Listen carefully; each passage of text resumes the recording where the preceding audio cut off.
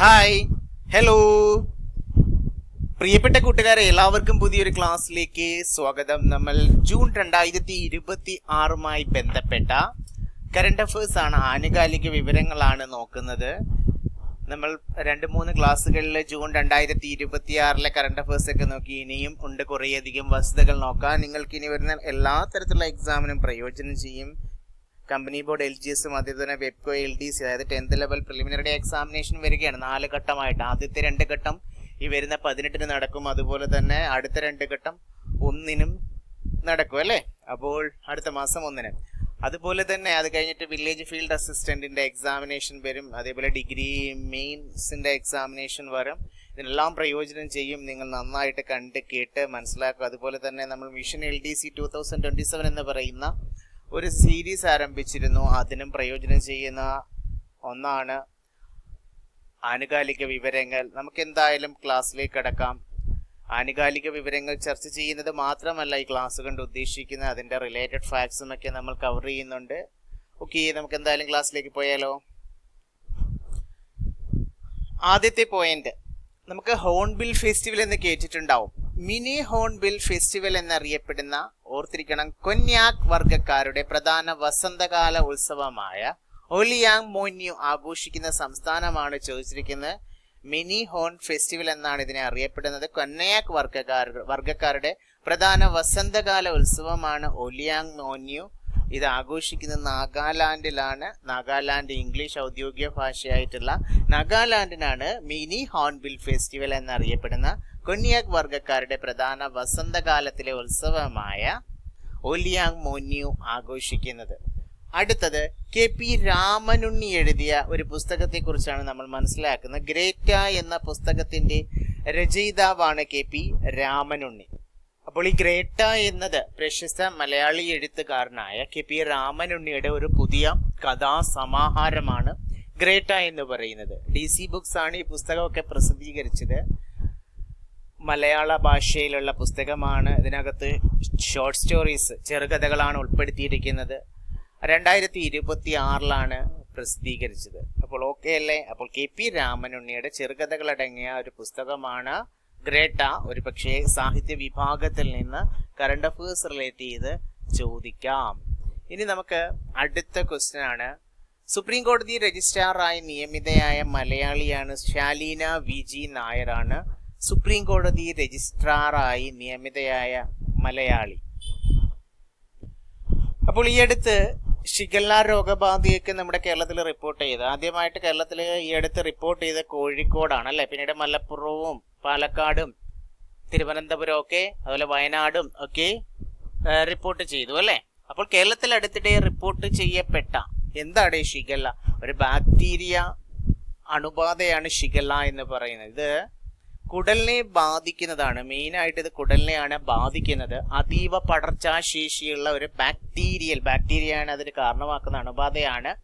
മലിനമായ ജലത്തിലൂടെയും ഭക്ഷണത്തിലൂടെയുമാണ് ഈ ഷിഗല്ല പടരുന്നത്. 2026 ജൂൺ മാസത്തെ കണക്കുകൾ പ്രകാരം കോഴിക്കോട്, മലപ്പുറം, വയനാട്, തിരുവനന്തപുരം തുടങ്ങിയ ജില്ലകളിലാണ് കൂടുതൽ കേസുകളൊക്കെ റിപ്പോർട്ട് ചെയ്തെന്നറിയാം. അപ്പോൾ ഈ ഷിഗല്ല ബാക്ടീരിയ ശരീരത്തിലെ പ്രവേശിച്ച് 1-2 ദിവസത്തിനകം ശക്തമായ പനിയും കഠിനമായ വയറുവേദനയും വയറിളക്കവും മലത്തോടൊപ്പം രക്തമോ കഫമോ ഒക്കെ കാണപ്പെടും. ഛർദിയും കടുത്ത ക്ഷീണവും അതുപോലെ തന്നെ ശരീരത്തിൽ ദ്രാവകം നഷ്ടപ്പെട്ട് ഡീഹൈഡ്രേഷൻ, നിർജ്ജലീകരണം ഒക്കെ ഉണ്ടാകും.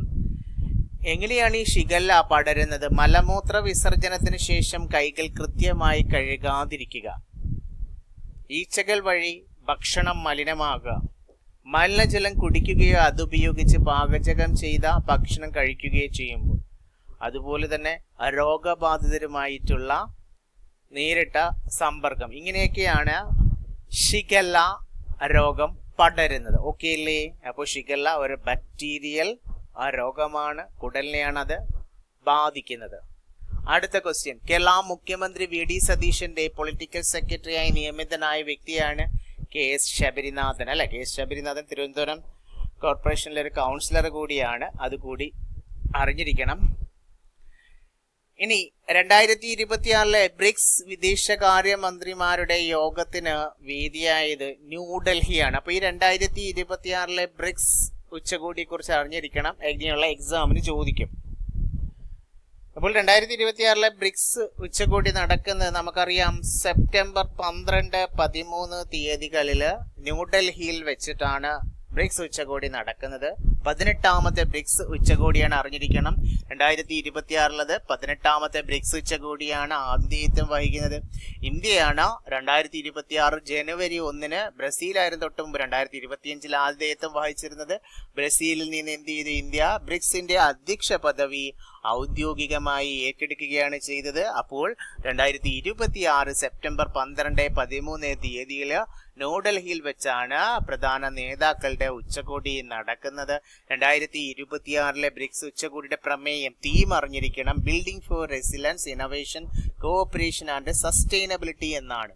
Building for resilience, innovation, cooperation and sustainability, സ്ഥിരത, നവീകരണം, സഹകരണം, സുസ്ഥിരത എന്നിവയ്ക്കായുള്ള നിർമ്മിതി എന്നതാണ് 2026 ബ്രിക്സ് ഉച്ചകോടിയുടെ ഔദ്യോഗിക പ്രമേയം. എന്താണ്? Building for resilience, innovation, cooperation and sustainability, സ്ഥിരത, നവീകരണം, സഹകരണം, സുസ്ഥിരത എന്നിവയ്ക്കുള്ള നിർമ്മിതി. അപ്പോൾ 2026 ബ്രിക്സ് ഉച്ചകോടിയുടെ ലോഗോ എന്ന് പറയുന്നത് അംഗരാജ്യങ്ങളുടെ കൂട്ടായ്മയും പരസ്പര ബഹുമാനവും സൂചിപ്പിക്കുന്ന സുന്ദരമായ ഒരു നമസ്തേ മുദ്രയും താമരപ്പൂവിന്റെ ഇതളുകളുമാണ് ഔദ്യോഗിക ലോഗോയിൽ ഉൾപ്പെടുത്തിയിരിക്കുന്നത്. 2026 ബ്രിക്സ് ഉച്ചകോടിയുടെ ഔദ്യോഗിക ലോഗോ എന്ന് പറയുന്നത് അംഗരാജ്യങ്ങളുടെയും കൂട്ടായ്മയുടെയും പരസ്പര ബഹുമാനം സൂചിപ്പിക്കുന്ന സുന്ദരമായ ഒരു നമസ്തേ മുദ്രയും താമരപ്പൂവിന്റെ ഇതളുകളുമാണ് ഔദ്യോഗിക ലോഗോയിൽ ഉൾപ്പെടുത്തിയിരിക്കുന്നത്. അപ്പോൾ ഈ 2026 ബ്രിക്സ് ഉച്ചകോടിയുടെ ലക്ഷ്യങ്ങൾ എന്തൊക്കെയാണ്?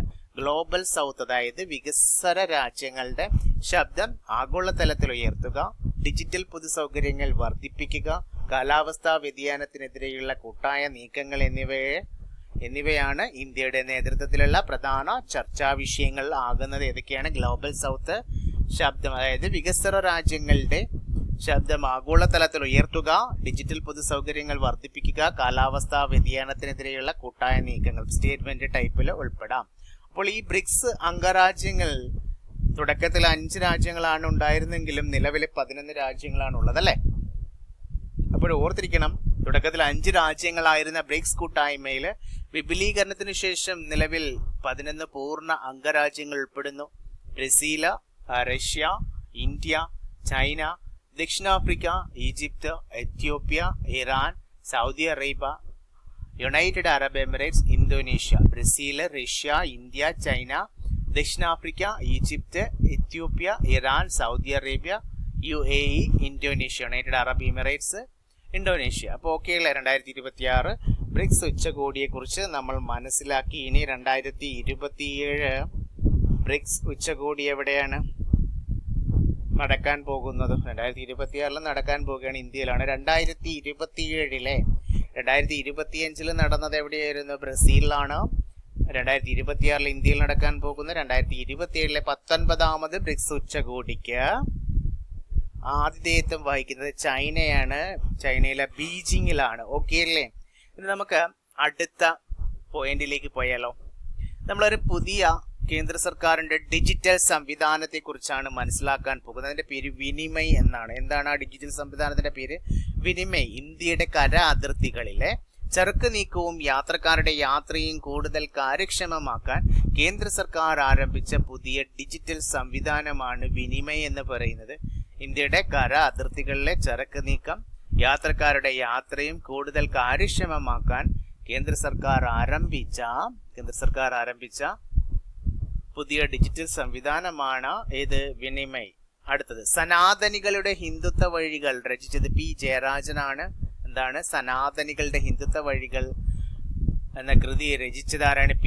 ജയരാജനാണ്. നിങ്ങൾക്ക് അറിയാം.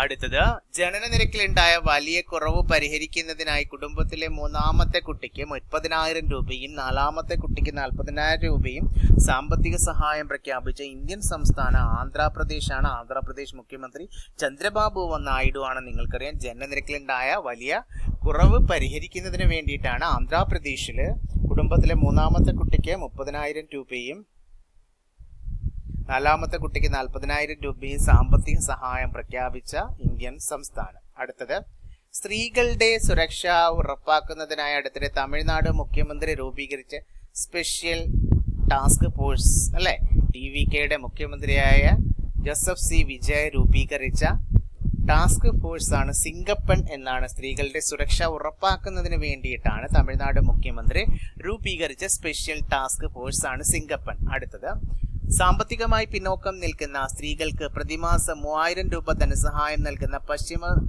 ബംഗാൾ സർക്കാരിന്റെ പുതിയ പദ്ധതിയാണ് അന്നപൂർണ ഭണ്ഡാർ ക്ഷേമ പദ്ധതി എന്നാണ്. സുവേന്ദു അധികാരിയാണ് പശ്ചിമ ബംഗാൾ മുഖ്യമന്ത്രി. കറണ്ട് അഫയേഴ്സ് റിലേറ്റഡ് ആയിട്ട് അതും പഠിക്കണം. സാമ്പത്തികമായി പിന്നോക്കം നിൽക്കുന്ന സ്ത്രീകൾക്ക് പ്രതിമാസം 3000 രൂപ ധനസഹായം നൽകുന്ന പശ്ചിമ ബംഗാൾ സർക്കാരിന്റെ പുതിയ പദ്ധതിയാണ് ഇത് അന്നപൂർണ ഭണ്ഡാർ ക്ഷേമ പദ്ധതി എന്നുള്ളത്. അടുത്തത്, Adani green energy limited AGEL ഇന്ത്യയിലെ ഏറ്റവും വലിയ single location battery energy storage system BESS ആണ് അതിന്റെ പേര്. ആ ബെസ് സ്ഥാപിച്ചത് ഗുജറാത്തിലെ ഖൗദയിലാണ്. അദാനി ഗ്രീൻ എനർജി ലിമിറ്റഡ് ഇന്ത്യയിലെ ഏറ്റവും വലിയ single location battery energy storage system BESS സ്ഥാപിച്ചത് ഗുജറാത്തിലെ ഖൗദ.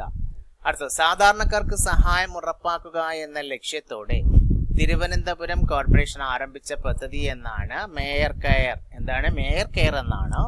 സാധാരണക്കാർക്ക് സഹായം ഉറപ്പാക്കുക എന്ന ലക്ഷ്യത്തോടെ തിരുവനന്തപുരം കോർപ്പറേഷൻ ആരംഭിച്ച പദ്ധതി മേയർ കെയർ. രാജേഷ് ആണ് തിരുവനന്തപുരം മേയർ അല്ലെ. അടുത്തത്, യൂണിഫൈഡ് പേയ്മെന്റ് ഇന്റർഫേസിനെ കുറിച്ചാണ്. ഇന്ത്യയുടെ UPI സംവിധാനം നിലവിൽ വരുന്ന 9ാമത്തെ രാജ്യമായി മാറിയത് കംബോഡിയയാണ്. ഇന്ത്യയുടെ UPI സംവിധാനം നിലവിൽ വരുന്ന 9ാമത്തെ രാജ്യമായിട്ട് ആര് മാറി? കംബോഡിയ മാറി. അടുത്ത പോയിന്റിലേക്ക് പോവുകയാണെങ്കിൽ നമ്മൾ 2027 സെൻസസ് നടക്കുകയാണല്ലേ. ആ 2026 ജൂൺ 16 മുതൽ 2 ഘട്ടങ്ങളിലായി ആരംഭിക്കുന്ന ജനസംഖ്യാ കണക്കെടുപ്പിന്റെ ഭാഗമായിട്ട് പൊതുജനങ്ങൾക്ക് സ്വയം വിവരങ്ങൾ ഓൺലൈനായി നൽകാൻ കഴിയുന്ന ആദ്യഘട്ട പ്രക്രിയ നിങ്ങൾക്കറിയാം, സെൽഫ് എന്യൂമറേഷൻ എന്നാണ്. സെൽഫ് എന്യൂമറേഷൻ എന്നാണ് അതിന്റെ പേര്. അപ്പോൾ ഈ സെൽഫ് എന്യൂമറേഷൻ സെൻസസ് 2027 ഭാഗമായിട്ട് ഇന്ത്യയുടെ 16ാമത് ദേശീയ ജനസംഖ്യാ കണക്കെടുപ്പാണ്. അതായത് സ്വാതന്ത്ര്യത്തിന് ശേഷമുള്ള 8ാമത്തതും. അപ്പോൾ ഇന്ത്യയുടെ 16ാമത് ദേശീയ ജനസംഖ്യാ കണക്കെടുപ്പാണ്. 16th ഇന്ത്യൻ സെൻസസ് ആണ്. സെൻസസ് 2027 എന്ന പേരിൽ 2 ഘട്ടങ്ങളിലായി നടക്കുന്നത്. കോവിഡ് പാൻഡമിക് കാരണം വൈകിയതാണ് ഈ സെൻസസ് അല്ലേ. അതുമാത്രമല്ല ഇതിന് കുറേയധികം പ്രത്യേകതകളുണ്ട്. ആദ്യത്തെ ഡിജിറ്റൽ സെൻസസ് ആണ് ഈ 2027 സെൻസസ് എന്ന പേരിൽ നടക്കുന്നത്. അതേപോലെ തന്നെ സെൽഫ് എന്യൂമറേഷൻ സ്വയം വിവരങ്ങൾ രേഖപ്പെടുത്താൻ അതിന് അവസരമുണ്ടായിരുന്നു. അത് കഴിഞ്ഞു. ജൂൺ 30 വരെ ആയിരുന്നു അല്ലേ. അതുപോലെ തന്നെ സ്വതന്ത്ര ഇന്ത്യയുടെ ചരിത്രത്തിലെ ആദ്യത്തെ ജാതി സെൻസസ് കൂടിയാണ്. അതായത് പട്ടികജാതി പട്ടികവർഗ വിഭാഗങ്ങൾക്ക് പുറമെ മറ്റു ജാതി വിവരങ്ങൾ കൂടി ഈ സെൻസസിൽ എന്ത് ചെയ്യുന്നുണ്ട്? ശേഖരിക്കുന്നുണ്ട്. Okay, 2027 census. ഇനി ഇമ്പോർട്ടന്റ് ആണ് 2 പോയിന്റ് ഇതിൽ അറിഞ്ഞിരിക്കണം. ഔദ്യോഗിക ലോഗോയും മസ്കറ്റും അറിഞ്ഞിരിക്കണം. അതായത് ഔദ്യോഗിക ചിഹ്നം, അതേപോലെ ലോഗോയും പ്രഗതി അത് സ്ത്രീരൂപമാണ്. അതുപോലെ തന്നെ വികാസ് പുരുഷരൂപം എന്നിവരാണ് ഈ സെൻസസിന്റെ ഔദ്യോഗിക മസ്കറ്റുകൾ. ആരൊക്കെയാണ്? പ്രഗതി സ്ത്രീരൂപത്തെയും വികാസ് പുരുഷരൂപം എന്നിവരാണ് 2027 സെൻസസിന്റെ ഔദ്യോഗിക മസ്കറ്റുകൾ അറിഞ്ഞിരിക്കണം. അപ്പോൾ ഇതിന് 2 ഘട്ടമുണ്ടെന്ന് പറഞ്ഞു അല്ലെ. ഈ 1ാം ഘട്ടത്തില് ഒന്ന് ഹൗസ് ലിസ്റ്റ് ചെയ്യും, ഭവന സെൻസസും. വീടുകളുടെ ഘടന, ലഭ്യമായ സൗകര്യങ്ങൾ, ആസ്തികൾ എന്നിവയുടെ കണക്കെടുപ്പാണ്.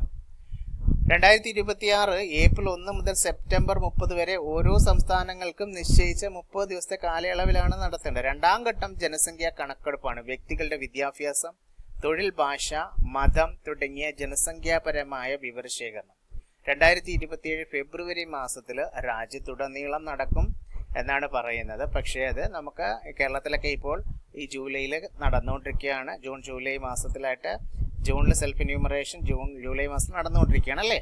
അപ്പോൾ മനസ്സിലായല്ലോ എന്താണ് 2027 സെൻസസ്, അതിൻ്റെ മാസ്കർ ചിഹ്നങ്ങളൊക്കെ എന്താണെന്ന് മനസ്സിലായി. പ്രഗതിയും അതുപോലെ തന്നെ പിന്നെന്താടേ പ്രഗതി സ്ത്രീരൂപവും വികാസ് പുരുഷരൂപവുമാണ്. ഇനി അടുത്തത് ന്യൂയോർക്ക് ഇന്ത്യൻ ഫിലിം ഫെസ്റ്റിവൽ 2026 മികച്ച ചിത്രമായി തിരഞ്ഞെടുക്കപ്പെട്ട നമ്മൾ ഓൾറെഡി പഠിച്ചതാണ്. New York Indian film festival 2026 ബക്ഷോ ബൂണ്ടിയാണ്. ചലച്ചിത്ര മേഖലയുമായി ബന്ധപ്പെട്ട് ക്വസ്റ്റ്യൻ ഉണ്ടായാൽ ചോദിക്കാം. ന്യൂയോർക്ക് ഇന്ത്യൻ ഫിലിം ഫെസ്റ്റിവൽ 2026 മികച്ച ചിത്രമായി തിരഞ്ഞെടുക്കപ്പെട്ടത് ബക്ഷോ boondi. New York Indian film festival 2026 മികച്ച സംവിധായകനുള്ള പുരസ്കാരം നേടിയ ലക്ഷ്മിപ്രിയ ദേവിയെ കുറിച്ചൊക്കെ നമ്മൾ കഴിഞ്ഞ ക്ലാസ്സിൽ മനസ്സിലാക്കിയിരുന്നതാണ്. ഇനി അടുത്തത് 2026 കേരള സംസ്ഥാന സ്കൂൾ പ്രവേശനോത്സവ ഗാനം പാലൊളി വിതറുന്നി. ഇത് രചിച്ചത് റഫീഖ് അഹമ്മദ് ആണ്. 2026 കേരള സംസ്ഥാന സ്കൂളിന്റെ പ്രവേശന ഉത്സവ ഗാനമായിട്ട് പാലൊളി വിതറുന്നേ ഈ പാട്ട് രചിച്ചത് ആരാണ്? റഫീഖ് അഹമ്മദ്. കർണാടകത്തിന്റെ പുതിയ മുഖ്യമന്ത്രി DK ശിവകുമാർ ആണെന്ന് നിങ്ങൾക്കറിയാം. ഇനി അടുത്ത 2026 ഏഷ്യൻ അണ്ടർ-20 അത്ലറ്റിക് ചാമ്പ്യൻഷിപ്പിൽ ഒന്നാമതെത്തിയ രാജ്യം അണ്ടർ-20 ആണ്, ചൈനയാണ് ഒന്നാമതെത്തിയത്. അടുത്തത് പശ്ചിമ ബംഗാൾ നിയമസഭയിലെ പുതിയ പ്രതിപക്ഷ നേതാവായി തിരഞ്ഞെടുക്കപ്പെട്ട തൃണമൂൽ കോൺഗ്രസ് വിമത നേതാവാണ് ഋതബ്രത ബാനർജി ആണെന്നറിയാം അല്ലെ? ഋതബ്രത ബാനർജിയാണ് തൃണമൂൽ കോൺഗ്രസിനെ പ്രതിനിധീകരിച്ച്. അടുത്ത CBSEയുടെ പുതിയ ചെയർമാനായി നിയമിതനായ വ്യക്തിയെക്കുറിച്ച് അറിഞ്ഞിരിക്കുന്നത് ലോഗണ്ടെ പ്രശാന്ത് സീതാറാമാണ്. ലോഗണ്ടെ പ്രശാന്ത് സീതാറാമാണ് CBSEയുടെ പുതിയ ചെയർമാനായി നിയമിതനായ വ്യക്തിയാണ് ലോഗണ്ടെ പ്രശാന്ത് സീതാറാം. അടുത്തത് പശ്ചിമഘട്ട നിരകളിലെ ശെന്തുണി വന്യജീവി സങ്കേതത്തിൽ നിന്നും കണ്ടെത്തിയ പുനലൂർ അല്ലെ തെന്മല ഭാഗത്തായിട്ട് കൊല്ലം ജില്ലയിൽ സ്ഥിതി ചെയ്യുന്നതാണ് എന്താണ് ശെന്തുണി വന്യജീവി, ഒരു മരത്തിന്റെ പേരിലറിയപ്പെടുന്ന വന്യജീവി സങ്കേതം എന്നറിയാം. അപ്പോൾ ആ വന്യജീവി സങ്കേതത്തിൽ നിന്നും കണ്ടെത്തിയ പുതിയ സസ്യമാണ് ഹംബോൾഡിഷ്യ നൈരിയാന എന്നാണ്. ഹംബോൾഡിഷ്യ നൈരിയാന എന്നാണ് ശെന്തുണി വന്യജീവി സങ്കേതത്തിൽ നിന്നും കണ്ടെത്തിയ പുതിയ സസ്യം ഹംബോൾഡിഷ്യ നൈരിയാന. അടുത്ത എക്സാമിന് ചോദിക്കും ടെക്നോളജിയുമായിട്ട് ബന്ധപ്പെട്ട് ഇന്ത്യ തദ്ദേശീയമായി നിർമ്മിച്ച് വിജയകരമായി പരീക്ഷിച്ച air to surface missile. Air to surface missile എന്ന് പറയുമ്പോൾ നിങ്ങൾക്കറിയാം ആകാശത്ത് നിന്ന് ഭൂമിയിലേക്ക് തൊടുക്കാവുന്നവ എന്നാണ് അതിന്റെ അർത്ഥം. അതിന്റെ ഏതാണ്? രുദ്രം 2 ആണ്. രുദ്രം 2 എന്നത് ഇന്ത്യ തദ്ദേശീയമായി വികസിപ്പിച്ച അത്യാധുനിക എയർ ടു സർഫസ് ആകാശത്ത് നിന്ന് ഭൂമിയിലേക്ക് തൊടുക്കാവുന്ന ആന്റി റേഡിയേഷൻ മിസൈലാണ് രുദ്രം 2. ശത്രുരാജ്യങ്ങളുടെ റഡാറുകൾ, കമ്മ്യൂണിക്കേഷൻ സിസ്റ്റങ്ങൾ, റേഡിയോ ഫ്രീക്വൻസി കേന്ദ്രങ്ങൾ എന്നിവ കണ്ടെത്തി തകർക്കാൻ വേണ്ടിയിട്ടാണ് നമ്മുടെ DRDO defence research development organisation പ്രതിരോധ ഗവേഷണ വികസന കേന്ദ്രം രുദ്രം 2 നിർമ്മിച്ചിരിക്കുന്നത്. 2026 ജൂൺ 2 ഒഡീഷ തീരത്തെ ചാന്ദിപൂർ ഇന്റഗ്രേറ്റഡ് ടെസ്റ്റ് റേഞ്ചിൽ വെച്ചിട്ട് എന്ത് ചെയ്ത് ഇന്ത്യൻ വ്യോമസേനയുടെ സുഖോയ് യുദ്ധവിമാനത്തിൽ അതായത് SU-30 MKI അതാണ് സുഖോയ് യുദ്ധവിമാനത്തിൽ ഈ മിസൈൽ രുദ്രം 2 എന്ന് പറയുന്ന മിസൈൽ വിജയകരമായി എന്ത് ചെയ്തു? പരീക്ഷിച്ചു. ഈ മിസൈലിന് ഹൈപ്പർസോണിക് വേഗതയുണ്ട്. ഏകദേശം എന്താണ് മണിക്കൂറിൽ 6800 കിലോമീറ്റർ വേഗതയൊക്കെ ഉണ്ട്. ഏകദേശം 300 കിലോമീറ്റർ ദൂരെയുള്ള ശത്രുക്കളെ വരെ തകർക്കാൻ ഈ രുദ്രം 2ന് ശേഷിയുണ്ട്. 200 കിലോഗ്രാം ഭാരമുള്ള യുദ്ധസാമഗ്രികൾ വഹിക്കാനായിട്ട് ഈ സർഫസ് മിസൈലിന് കഴിയും. സർഫസ് ടു എയർ മിസൈലാണ്, എയർ ടു സർഫസ് മിസൈലാണ്. ഓക്കെ ആണല്ലോ. അപ്പോൾ ഇത് നിർമ്മാണം ഹൈദരാബാദിലെ റിസർച്ച് സെന്റർ ഇമ്രാത്ത് ആണ് ഇതിന്റെ നോഡൽ ലബോറട്ടറി. രുദ്രം 2വിന്റെ ഭാരത് ഡൈനാമിക്സ് ലിമിറ്റഡ് അതേപോലെ അദാനി ഡിഫൻസ് തുടങ്ങിയ കമ്പനികളാണ് ഈ separation of enemy air defence അതായത് സെഡ് ഓപ്പറേഷനുകൾ ഇന്ത്യക്ക് വ്യോമസേനയുടെ വലിയൊരു കരുത്തേകുന്ന രുദ്രം 2 നിർമ്മിക്കുന്നത്. ഓക്കെ അല്ലേ? ഇനി നമുക്ക് അടുത്ത പോയിന്റിലേക്ക് പോകാം.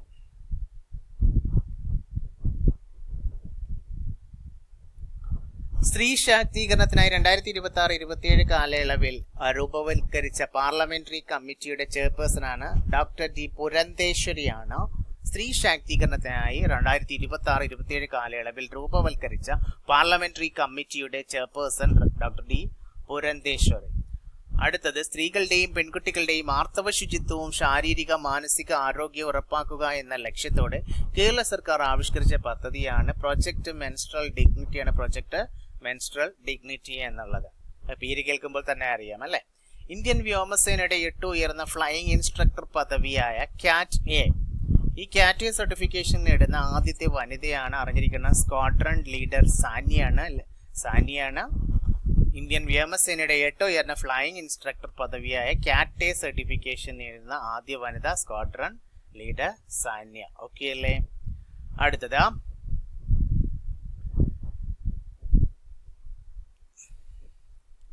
നമ്മൾ ഓൾറെഡി അത് പഠിച്ചതാണ്. നാസയുടെ ആർട്ടമിസ് ദൗത്യത്തെ കുറിച്ചൊക്കെ നമ്മൾ പഠിച്ചു. അതിനെക്കുറിച്ച് ഇനി ഞാൻ പുതുതായിട്ടൊന്നും പറയുന്നില്ല. അപ്പോൾ കൂട്ടുകാരെ, നമ്മൾ ജൂൺ 2026 കറണ്ട് അഫയേഴ്സുമായി ബന്ധപ്പെട്ട കുറേയധികം വസ്തുതകളാണ് ഈ ക്ലാസ്സിലൂടെ മനസ്സിലാക്കി. ഇനി 1-2 ക്ലാസ്സും കൂടി ഉണ്ടാവും. ജൂൺ 2026 കറണ്ട് അഫയേഴ്സുമായി ബന്ധപ്പെട്ട് കുറേയധികം വസ്തുതകൾ നമ്മൾ മനസ്സിലാക്കുന്നുണ്ട്. നിങ്ങൾക്ക് ഈ ക്ലാസ് ഇഷ്ടപ്പെട്ടെങ്കിൽ ലൈക്ക് ചെയ്യണം, കമൻറ്റ് ചെയ്യണം, സബ്സ്ക്രൈബ് ചെയ്യണം. നമുക്ക് അടുത്ത ക്ലാസ്സിൽ വീണ്ടും കണ്ടുമുട്ടാം. നന്നായിട്ട് പഠിക്കുക, ശ്രമിച്ചുകൊണ്ടേയിരിക്കുക. Bye, take care.